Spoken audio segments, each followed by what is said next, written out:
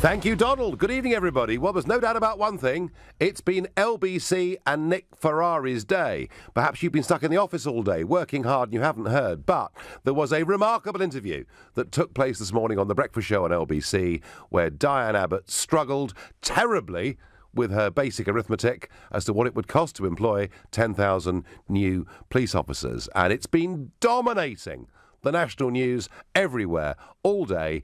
And a bit later on in the programme would analyse whether, in her defence after the interview, frankly, she was telling the truth or not. Plus, we'll also catch up at past on what the other parties have been up to today all around the country. I guess, given that the May Day bank holiday is out of the way, I guess in a way the general election proper has started today. And over the course of the next few weeks, I want to hear all of your opinions, and I promise you I will not attempt during this election period to impose mine upon you. I really won't. It'll be very difficult, but I promise I won't. But coming up first, you must have seen over the weekend that if you want to have a quiet, confidential dinner and you don't want the contents of it to be leaked to national newspapers, then don't invite Jean-Claude Juncker and the gang to Downing Street, because the weekend was dominated by him saying that Mrs May was living in a different galaxy, that the Brits simply didn't understand what the Brexit process was all about. But a new twist on this story emerged today. And I think the newspaper that had the best of it was indeed the Daily Telegraph. And the story is that basically the European Union want to block any deal on citizens' rights. And kind of bear in mind, there are 3 million plus EU migrant passport holders living permanently in the United Kingdom, and around about 1 million, it may be fewer, but around about 1 million UK nationals living in the European Union. And one of the easy things that I thought Mrs May kind of thought very quickly that we get sorted out is to agree some reciprocal rights based on history. And yet the Telegraph not only report the story that the EU want to stop this from happening, but they say in documents seen by this newspaper, we see that the EU had privately decided to block any deal, which I find to be remarkable. Well, fortunately, to back me up on this, I've got from the Daily Telegraph their deputy political editor, Stephen Swinford. Stephen, good evening. Good evening, Nigel. How are you? Well, I'm well, but I obviously am a pro-Brexiteer, and I'd kind of hoped for a long time that maybe common sense would prevail, given that they sell us a lot more than we sell them. But it doesn't look like it. Stephen, explain to me what these documents are that the Telegraph has seen that want to block any sensible deal for British people's rights living in the European Union. Well, until now, Nigel, we've seen the EU trying to take a moral high ground on the issue of migrant rights. They've said it's all our fault, we're leaving the European Union, and we're using them as bargaining chips in negotiations. In fact, what we've learned over the weekend and this morning is that the opposite is true, that Theresa May has been trying to secure an early deal, as you say, and we discovered that there was a meeting at the European Council on April the 11th, which concluded that an early deal was not, in fact, feasible, that they couldn't do it. Now, they tried to keep this meeting under wraps. There were no minutes published of it. Nothing was known about it. We got hold of the minutes and ran them today, and these documents show that it is the European Union and not Britain that is blocking an early deal on migrant rights. That in itself is pretty astonishing, isn't it? Because, as you say, they have been trying to, claim the high moral ground. How is it in the European Union's interests to start these negotiations off so badly that all it can lead to is a row and possibly the United Kingdom walking away from the table? Or is the timing of this, and this is my view, Steve, and I'm going to ask you what you think, is the timing of all of this something to do with an election that is taking place next Sunday in France? You may well be right, and several people have been pointing out to us that the way that the European Union and Juncker's advisors appear to be behaving over this meeting is so destructive. It's as if they want to deliberately undermine Brexit negotiations, that they want to punish Britain, and this including over the issue, it seems, of migrant rights. And is that because they're scared? Is that because they're scared that if Britain is seen to have been to be treated reasonably, that maybe Marine Le Pen's strategy of her own renegotiation, followed by a Frexit referendum, becomes somewhat more attractive? Martin Selmayr, who is Jean-Claude Juncker's main advisor and many seen as one of the key figures behind this, is really worried about the prospect of other nations leaving the European Union. Yeah. And he has suggested that the prospect of Marine Le Pen getting elected would be a horror show, he said last year on Twitter. So I think you're right. The man himself has said it, and they have real concerns about it. Yeah, well, I've no doubt about one thing, Stephen, that if whatever margin, if Macron wins on Sunday, they will claim it as a great victory for the European Union, whereas I think what I'm seeing is Euroscepticism growing absolutely everywhere. What does Theresa May, assuming she wins a large majority, what do you think Theresa May's negotiating position is with a large majority? Will she be able to come back and counter in a tougher way? I think she will. I think she'll be able to go to the table and say, look, I have secured a very significant mandate. It will be at a time of uncertainty in two of the main members of the European Union, France and Germany, who have both got elections of their own. So you'll have Theresa sitting there saying, I have secured a mandate. You have to listen to my demands and you have to listen to what we want. Terrific. Stephen Swinford, Deputy Political Editor of the Daily Telegraph, thank you very much for the inside story. Well, interesting, isn't it? Stephen Swinford making the point that it's the EU who've tried to claim the high moral ground, whilst all the while they've actually been trying to stop a reasonable reciprocal deal for our nationals living in Europe and their nationals living in this country. And I wonder, you're listening to this show, you voted Remain. You may have thought over the years that the European project was all about peace and harmony and cooperation. And I just wonder, how do you feel when you hear a story like this? Does it change your opinion of the European Union? And if you think, well, actually, I think Juncker and co are behaving abominably, then you can call me on 0345 6060973. You may say it makes no difference because actually they're just playing games ahead of the French election, in which case you can text on 84850.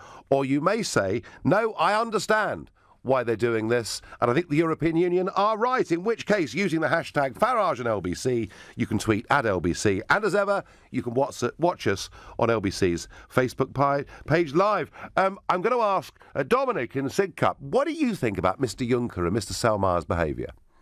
I think Juncker's got good afternoon, Nigel. Good afternoon. I think they've got a stronger point in... He has a strong point. We need to have EU citizens coming for certain economies to flourish, and they also need to have us coming to them. It's trying to show a stronger hand in the Brexit talks and trying to sort of threaten us, like possibly Theresa May did at the beginning. I think she was kind of wrong to threaten Europe that they wouldn't be able to protect the European rights, where really she would be protecting them. Well, what Theresa May... personally, Dominic, I thought Theresa May should have conceded this point and that we should have publicly claimed the high moral ground rather than privately.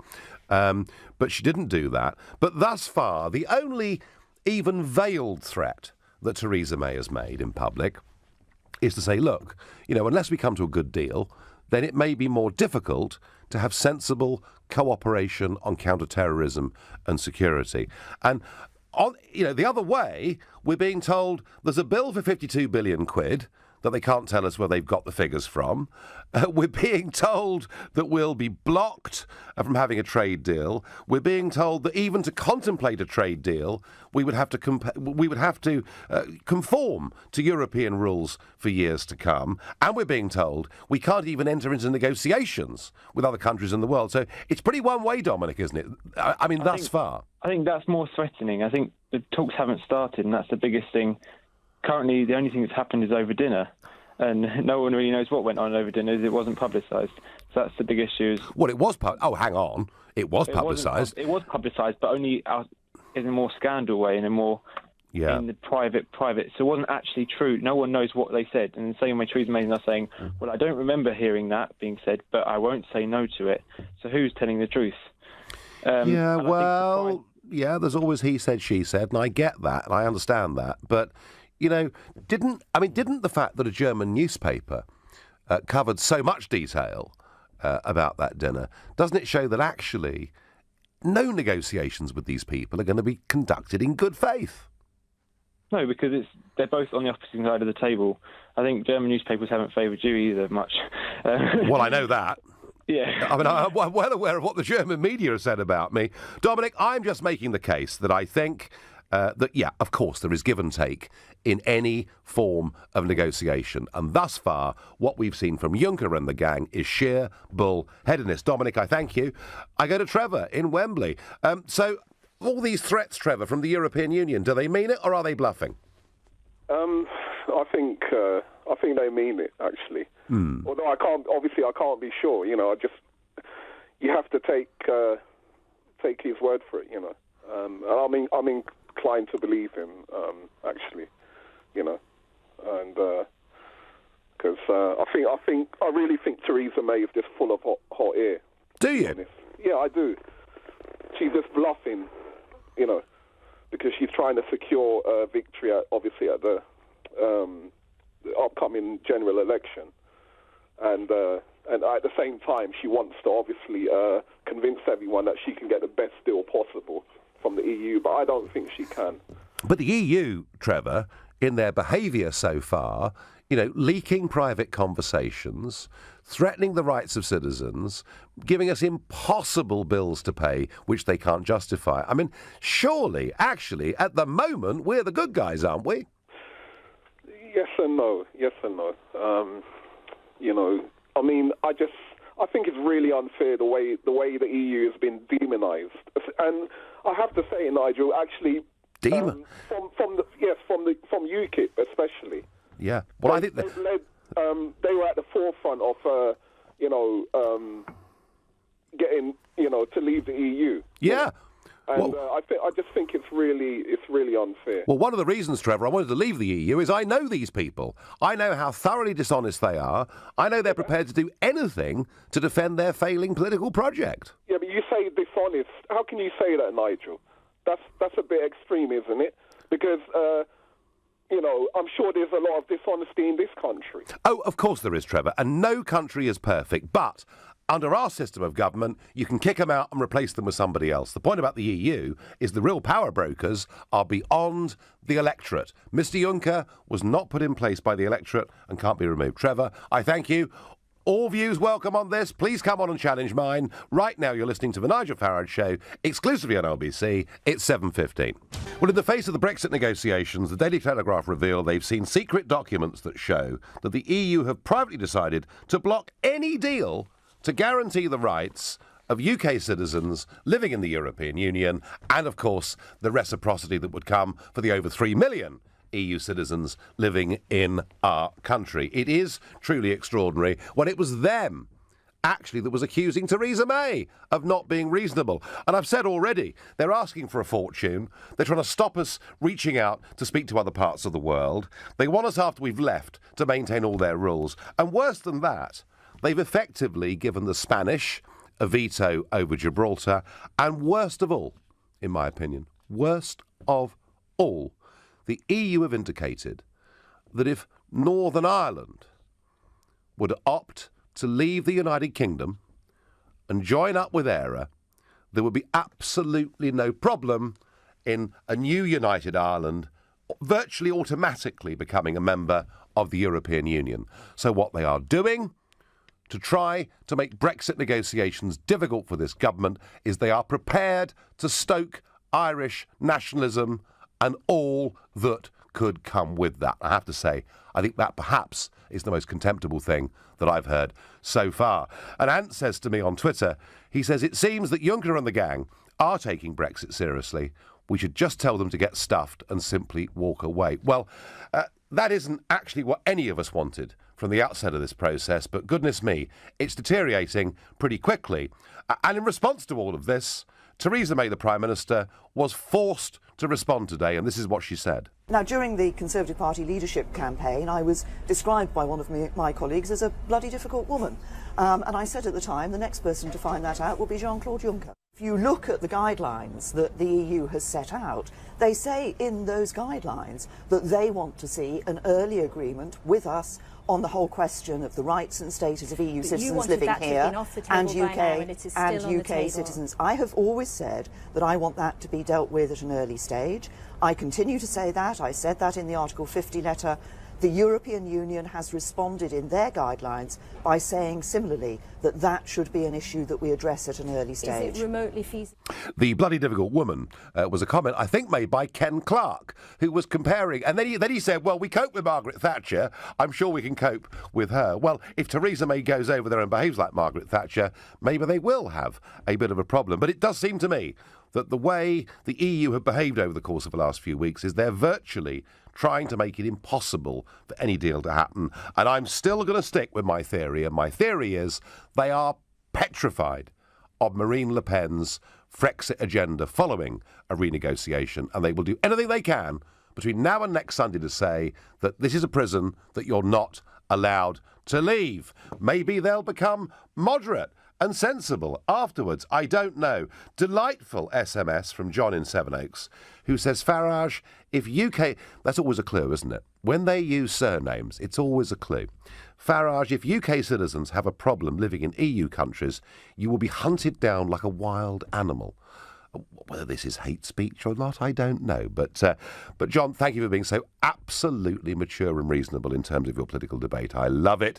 Peter on Facebook suggests that the EU are not united on this issue. Well, I don't think the EU member states necessarily are, but I think the European Commission does appear to be. Sue says, I've never heard anything like the controversy Brexit has caused. What's going on? We voted to leave, so what's the problem? The problem is the deal. And Rob says, no deal is better than a Juncker deal. I'm going to ask Steve in Camden.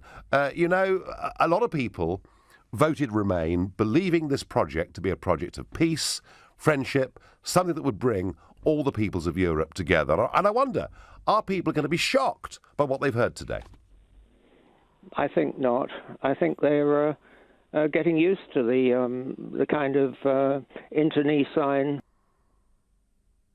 start happening, and I would be surprised if Mrs. May doesn't pick up a few extra supporters through the fact that she's managing it in a fairly sensible way. And even though she's switched sides, or so it would appear, I'm not sure that a lot of people that voted for Remain weren't entirely convinced about either which way to go. I don't think it was a very clear cut. I think it was a 40, maybe a 30-70 thing that you could persuade yourself was 5-45 or 60-40. You know, it was not clear. There seemed to be so many advantages we'd got used to. Yeah, but I mean, Steve, as I say, the point I'm making is that the pro-EU side talk about peace and love and harmony and us all being one big happy family, and yet the behaviour that we've seen from them over the last couple of weeks doesn't really indicate that, does it?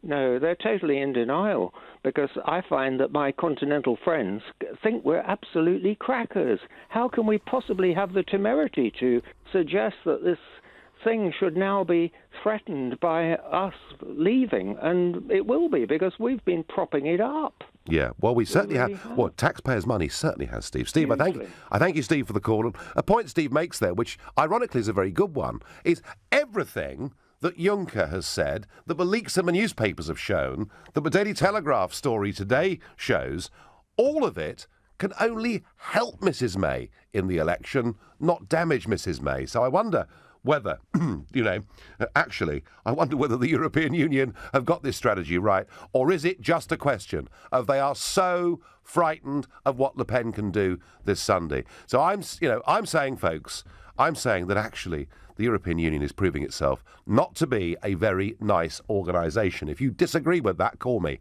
on 0345 60 60 973. And I'm going to go to Valentine in Bromley. Valentine, were you a Remain voter?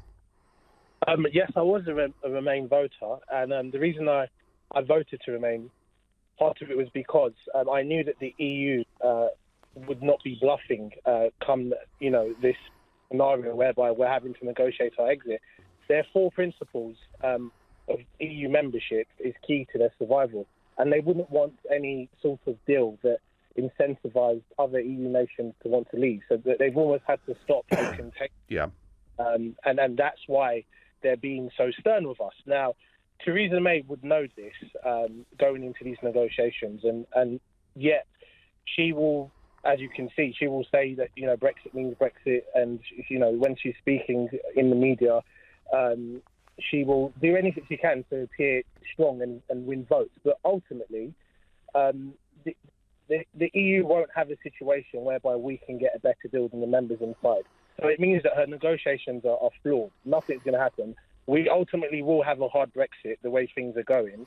And that's only going to be a problem for the UK. But Valentine, you said they're being stern.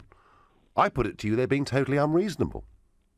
Well, ultimately, they've got to survive as a political bloc, and their survival is ultimately threatened if we get a good deal. And we voted in the referendum politically and not economically, because, you know, common sense says that we will suffer some detriment, whether it's 3 years, whether it's 10 years, whether it's 20 years, but we will suffer.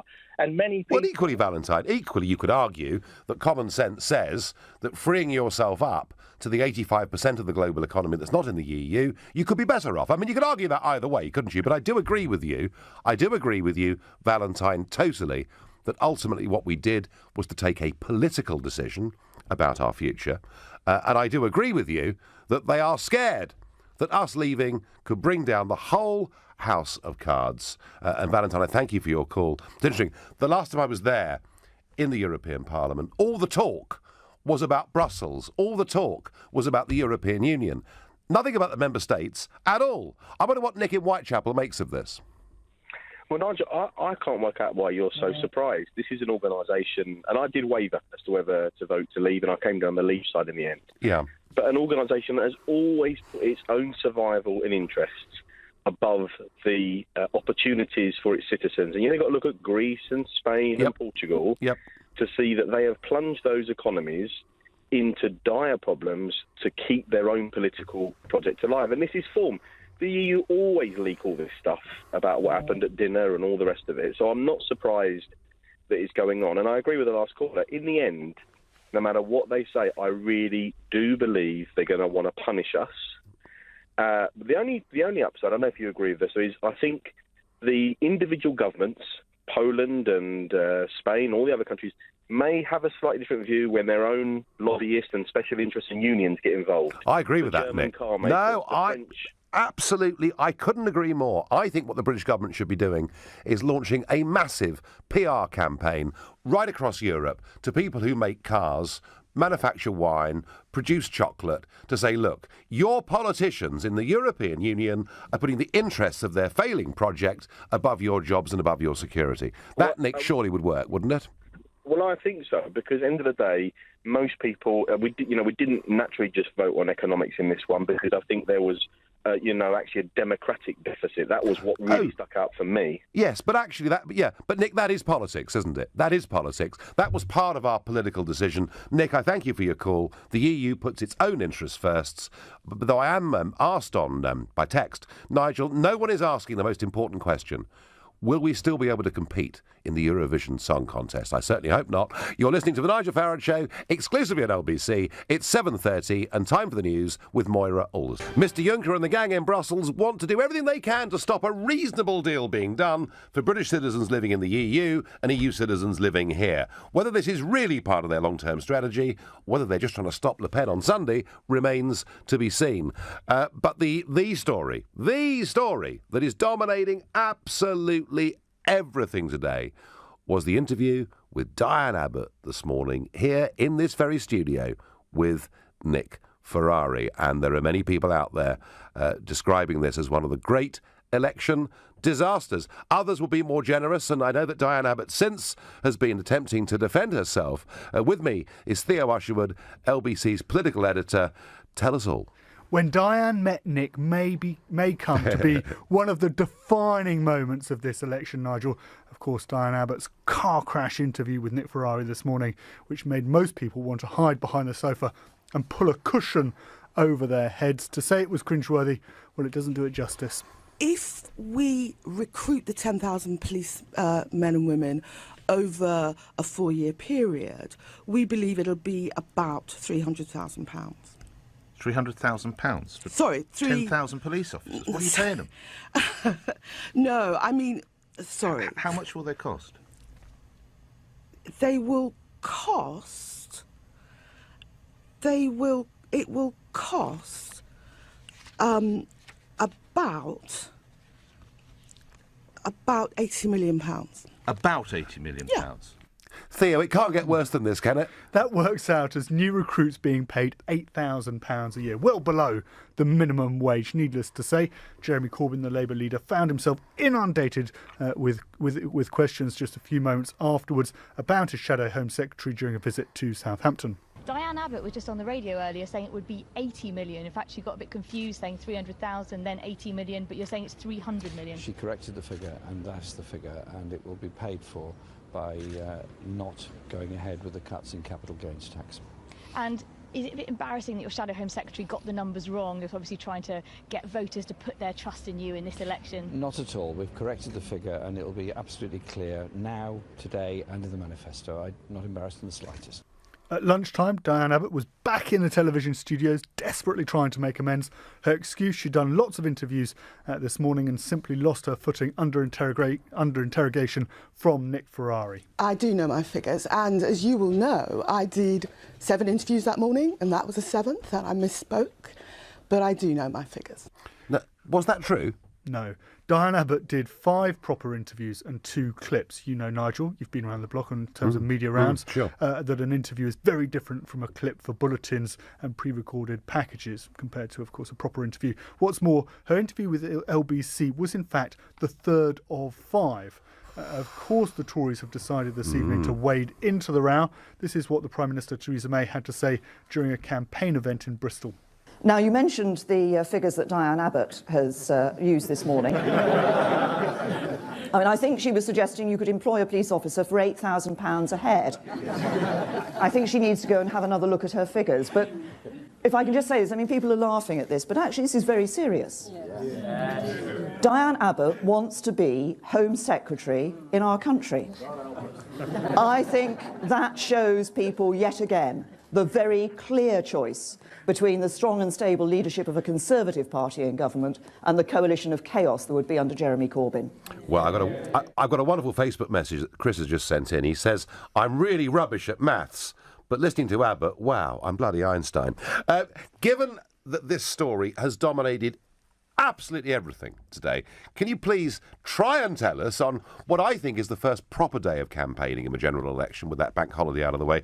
What else has been happening around the country? Tim Farron was in Lewes, Sussex today. The seat was held by former Liberal Democrat Home Office Minister Norman Baker until he lost it 2 years ago to Maria Caulfield, the Tory. Mr Farron was joined by the party's candidate in the town, Kelly Marie Blundell, and the party's battle bus. The Tories have been focusing on the southwest. They currently hold all 6 seats in Devon and Cornwall, but they face a severe threat from the Liberal Democrats, and that's why the Prime Minister, Theresa May, has been there drinking tea and eating chips. Some people wondering about that combination, whether the two go together. A quiet day for UKIP, but tomorrow there's going to be a big important announcement from its leader, Paul Nuttall, on foreign aid. Britain currently spends 0.7% of its GDP on foreign aid, and I'm told that Paul Nuttall will announce that he plans to cut that requirement to 0.2%.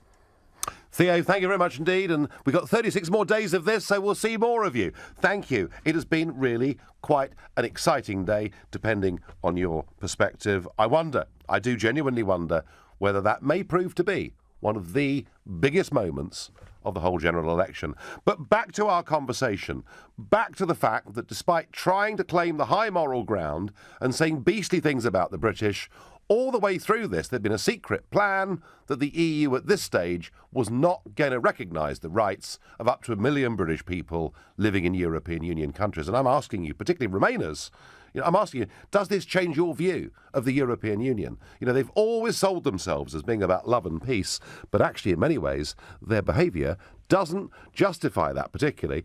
I'm going to ask Jackie in Winchmore. Jackie, what do you think about the EU's moves on this? I think it's really, really bad. I just want to say that I just want to say that I want to thank you very much for everything that you've done, and it's a real pleasure to talk to you. Well, maybe it's my fault, Jackie. They're being so rude about us, I don't think so. I don't think so, because to me, I just feel that for the last 800 years, we've all our wars over Europe, we've never been that close to them.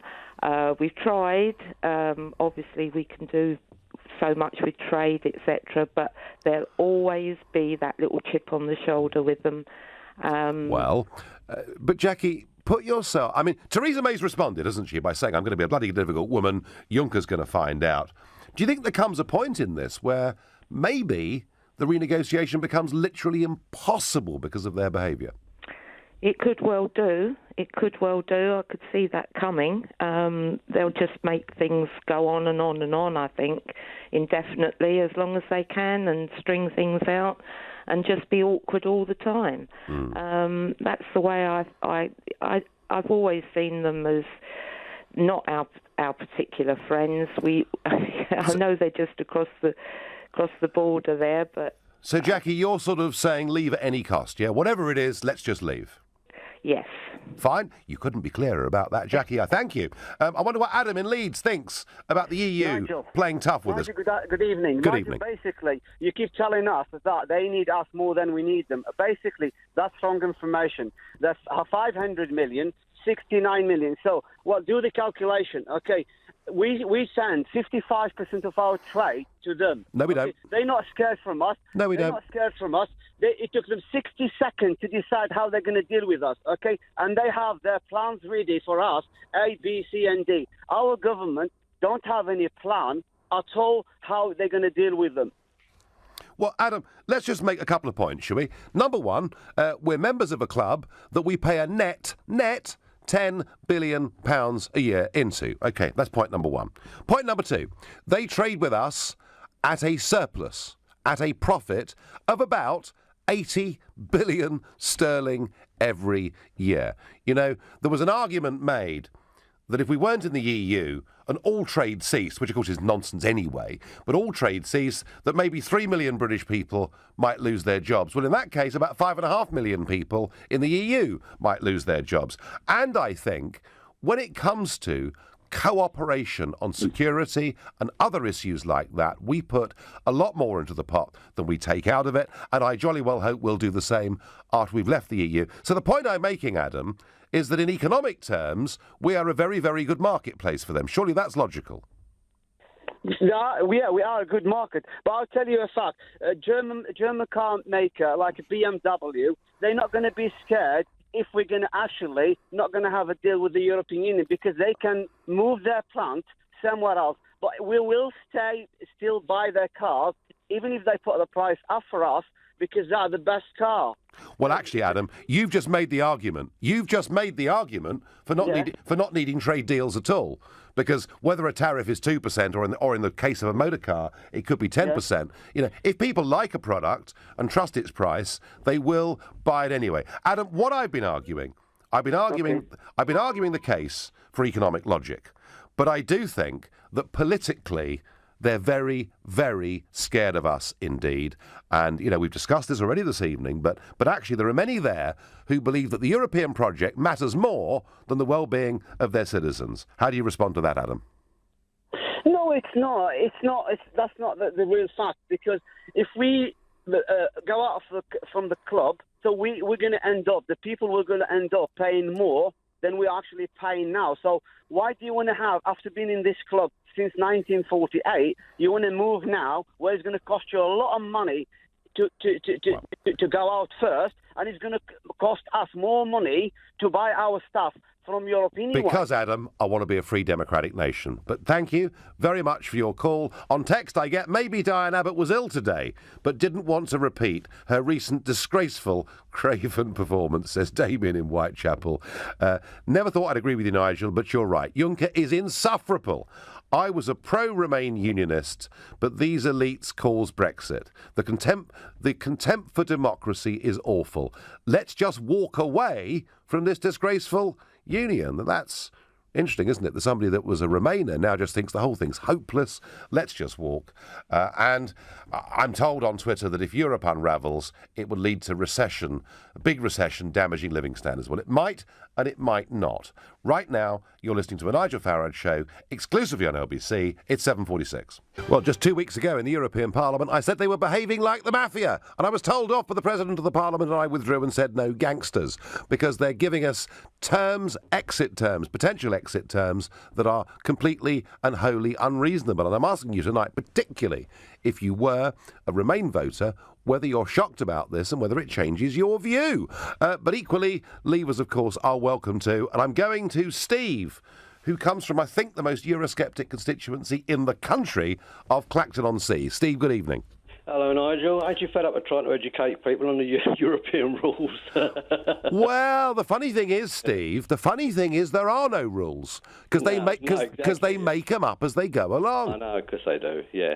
Look, my main point is, obviously, this £50 billion, which is supposed to be a thing that they say we've got to have up front, where it's come from we don't know. But can I ask you for your opinion? If it was another country that wasn't a net contributor, right? Yep. The most beneficial country, I think, is Poland. No disregard to Poland. But if they were to say we're leaving the European Union, would then the EU say, OK, well, if you're going to leave, we will give you 20 billion euros because you're leaving? Yeah, because that's we keep giving you money. This is the point I'm trying to make. What, like a redundancy payment, you mean? Exactly, yes. I can't see it happening in a hurry, Steve. No, I can't, but this is what I'm saying. So where do they get this 50 billion from? And to say that they're trying to stop other countries leaving the EU, why would these other countries want to leave the EU when they're giving them money hand over fist? Because there's more to life than just getting money. There's more to life. You know, if someone bribes you to give away your liberty, your independence and your freedom, you're a fool to accept the money, in my opinion. Exactly, yeah. You know, and that's the point. Twice the other week, I asked Monsieur Barnier, who is the Commission's chief negotiator, twice I said, where does this figure of 52 billion come from? Hasn't it just been plucked out of the air? And all I got was a sort of little smile and no attempt to explain it whatsoever. But, Steve, let me tell you something. In 2 weeks' time, I'm going to be back in Strasbourg, in the European Parliament, sitting next to Mr Juncker, and I think I might just have one or two things to say. They are behaving utterly disgracefully, Steve. Well, exactly. They're showing their true colours now, aren't they? Well, you as a Leaver think that, but what I'm really interested in is what Remainers think, and I'm beginning, and I'm sure some, Steve, will vehemently disagree with you and disagree with me, but we're seeing some evidence tonight that actually Remainers are a bit shocked by this. Steve, I thank you very much for your call. I go to Andrew in Hounslow. Good evening. OK, hello. Hi. I'm a Remainer. Yes. I'm still a Remainer. Ultimate respect for you, because you speak with charisma and you speak your mind, which is something what's lacking. I would say that principles are very expensive. And yes, we have principles as British people, which is good. But in this case, I think it's not perhaps the best course. I don't think the EU is scared. I think they're stunned. I think they want us to let us see what the possible implications of Brexit are. For example, the border, which is very easy to move from France to Britain, would see us swamped. They can impose extremely attractive deals for companies to leave us. Say, for example, an airport... So, Andrew, hang on. So are you saying these really are nasty people? I don't think so. I think they're just stunned and they wanted to see what the implications of antagonising them are. And we really need to look at it the point that we're a smaller nation than the actual group itself, and we need to negotiate. But I think, Andrew, you're actually making a very powerful argument for leaving. You're saying... I don't think so, no. Well, what effectively you're saying is that if any country has the temerity to say it wants to run its own affairs and not be part of this union, that they could do terrible things to them because they're big and we're small. No, it's about markets. At the end of the day, we're employed by markets. We've seen the pound fall, which means which means inflation will rise in the medium term to long term, which means interest rates will go up to combat that. That is something they're doing. My mother lives in the south of France. Mm. You know, she has the ultimate medical care, bless her, and the problem is that people are selling around her. British people are selling around her, and they're getting offers on the telephone without even seeing the property because they know the British are running scared. Well, but they shouldn't be running scared. In a grown-up world, Andrew, they shouldn't be running scared. Do you know something? What we voted to do, Andrew, was we voted to leave political union. Not to completely cast Europe away. We want to be friends and neighbours. And I think the fact that Mr Juncker deliberately won't guarantee the rights of people like your mother, frankly, Andrew, I think it's disgraceful. But this originated in our House of Commons, where we wouldn't sort of guarantee the people of the EU that are here. I have colleagues at work who are worried, which is horrific. Well, Andrew, listen, Let's for once believe the Prime Minister when she says that she wasn't going to guarantee the rights of EU citizens here unless it was part of a reciprocal deal, and given there are 3 times the number of EU citizens here, at least 3 times the number, than there are British citizens living abroad, what Mrs May was trying to be reasonable. Andrew, let me just ask you one last question. Do you think their behaviour is reasonable and fair? I think what they're trying to show us is the implications of our actions, antagonising to a certain degree when we're meant to be in negotiation, but also the fact that they could move the border is just, to me, abhorrent. I mean, I've driven to France loads of times. We could control our border, Andrew, couldn't we? Not if people are waving them onto ferries and people like that. And I have nothing against immigration. And do you know why the border's over there? Do you know why the border's over there?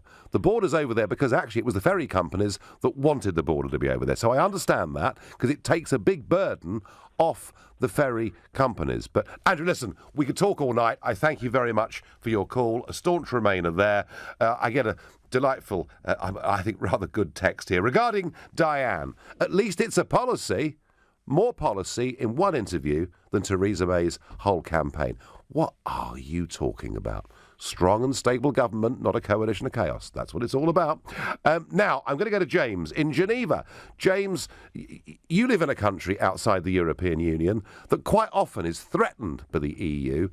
How are they behaving towards the Brits?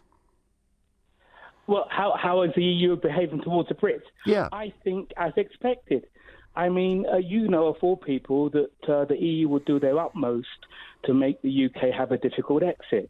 For all the political reasons we know, they're not going to make the Dutch and the French and any other country which is Eurosceptic make it look like a process which is easy. We'd be naive to think they're going to be reasonable to us. Being reasonable would just tempt other nations to go the same route. So this is what I expect to continue, for them to be hostile and aggressive and give us lousy terms. Because quite frankly, you know, even though you talk about on the trade, they'd be silly to shoot themselves in the foot. We've got to remember that the big trade deficit is spread over 27 countries. And so whilst the EU is 40%... Yeah, I get that, James. I get that, James. But we are still a big market, you know. Yeah, but we're only about 8% of their business in terms of exports. I tell you what, if you said to me as a car manufacturer or anything else, you could lose 8% of your business, I'd be terrified. I agree with you. It is a lot, but this is a political decision, just like Brexit was a political decision. And that will outweigh the economic logic to some extent.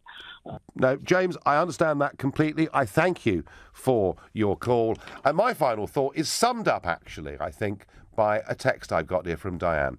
She says, "Hi, Nigel. I voted Remain, but I am disgusted by the reported behaviour of the European Union.